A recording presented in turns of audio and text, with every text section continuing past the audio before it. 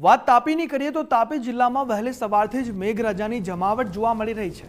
વ્યારા, વાલોડ, સોનગઢ, ઉકાઈ સહિત ડોલવણમાં પણ વરસાદી માહોલ વહેલી સવારથી જ જામી ગયો છે।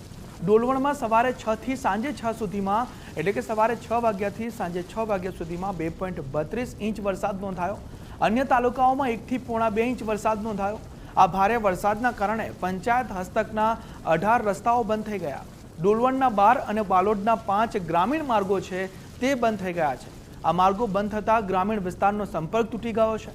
મીંઢોળા અને અંબિકા અને પૂર્ણા સહિતની જે નદીઓ છે તે પણ અવિરત વરસાદના કારણે બે કાંઠે વહી રહી છે।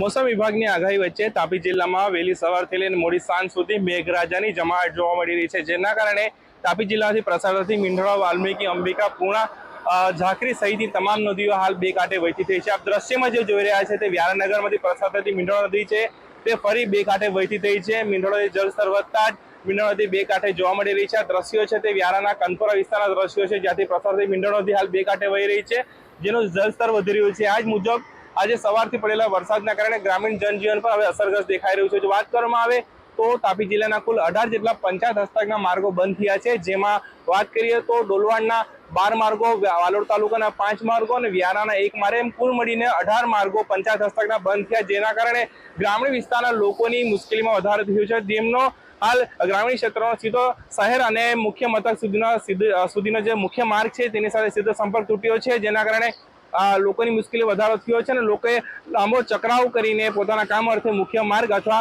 તાલુકા ક્ષેત્રે જવા માટે મજૂર બન્યા છે। બીજી તરફ વાત કરવામાં આવે તો તાપી જિલ્લાથી વહેલી સવારથી વરસેલા વરસાદનો આંકડાકીય નોંધની વાત કરીએ તો ડોલવણ તાલુકામાં 2.5 ઇંચથી વધુ વરસાદ ખાબક્યો છે, ત્યારે વાલોડ, વ્યારા, સોનગઢ અને ઉકાઈ વિસ્તારમાં 1.5 ઇંચથી 2 ઇંચ જેટલો વરસાદ ખાબકી ચૂક્યો છે। હાલ પણ મેઘરાજા ધીમી ધારે યથાવત છે। અક્ષય પદાણે, ગુજરાત ફર્સ્ટ, તાપી।